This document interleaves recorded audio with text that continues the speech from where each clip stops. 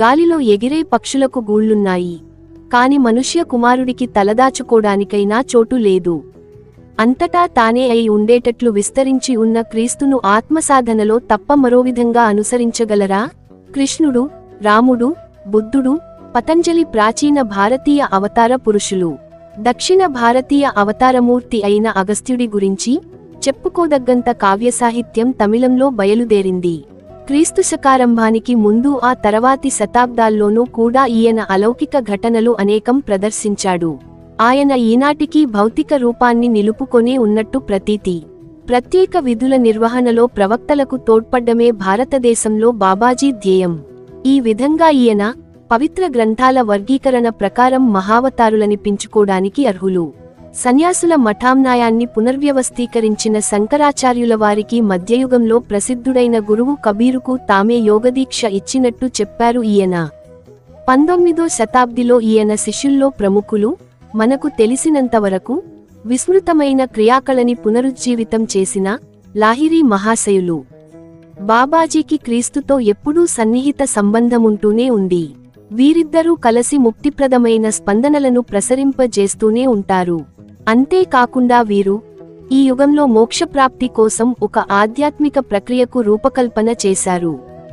ఒకరు సశరీరులుగాను మరొకరు అశరీరులుగాను ఉన్న ఈ సంపూర్ణ జ్ఞానసిద్ధులు చేసే పని ఏమిటంటే, యుద్ధాలను, జాతి విద్వేషాలను, మతపరమైన పక్షపాతాన్ని ప్రయోగించిన వాళ్లకే బెడిసికొట్టే భౌతికవాద దుష్పరిణామాలను విడిచిపెట్టవలసిందిగా ప్రపంచ దేశాలను ప్రోత్సహించడం. ఆధునిక యుగ ధోరణి బాబాజీకి బాగా తెలుసు. ముఖ్యంగా పాశ్చాత్య నాగరికతలోని క్లిష్టతల ప్రభావం ఇంకా బాగా తెలుసు. అంతేకాదు, యోగపరమైన ఆత్మవిమోచన పద్ధతులను ప్రాచ్య, పాశ్చాత్య దేశాలన్నిటా సమంగా వ్యాప్తి చెయ్యవలసిన అవసరాన్ని గ్రహించారాయన. బాబాజీని గురించి ఎక్కడా ఎటువంటి చారిత్రక ప్రస్తావన లేకపోయినందుకు మనం ఆశ్చర్యపోనక్కరలేదు. ఈ గొప్ప పరమోత్కృష్ట గురుదేవులు ఏ శతాబ్దిలోనూ ఎన్నడూ బహిరంగంగా దర్శనమీయలేదు. తప్పుడు వ్యాఖ్యానాలు చేసే ప్రచారాడంబరానికి వీరి సహస్రవర్ష ప్రణాళికలో స్థానం లేదు. ఏకైక నీరవశక్తి అయిన సృష్టికర్త మాదిరిగానే బాబాజీ వినమ్రంగా మరుగున ఉండి పనిచేస్తూ ఉంటారు. క్రీస్తు, కృష్ణుడు వంటి మహాప్రవక్తలు ఒకానొక విలక్షణమైన, ఒక నిర్దిష్టమైన మరియు ఆసక్తికరమైన ప్రయోజనం కోసం భూమిపై అవతరిస్తూ ఉంటారు. వచ్చిన పని నెరవేరడంతోటే నిష్క్రమిస్తూ ఉంటారు. బాబాజీ వంటి ఇతర అవతార పురుషులు చరిత్రలో ప్రసిద్ధికెక్కే ప్రముఖమైన ఒక మహాసంఘటనకు కాక, కొన్ని శతాబ్దుల తరబడి నిదానంగా సాగే మానవ పరిణామాత్మక ప్రగతికి సంబంధించిన పని చేపడతారు. అటువంటి మహాపురుషులు జనసామాన్యం స్థూలదృష్టికి అతీతంగా తెర మరుగున ఉంటారు.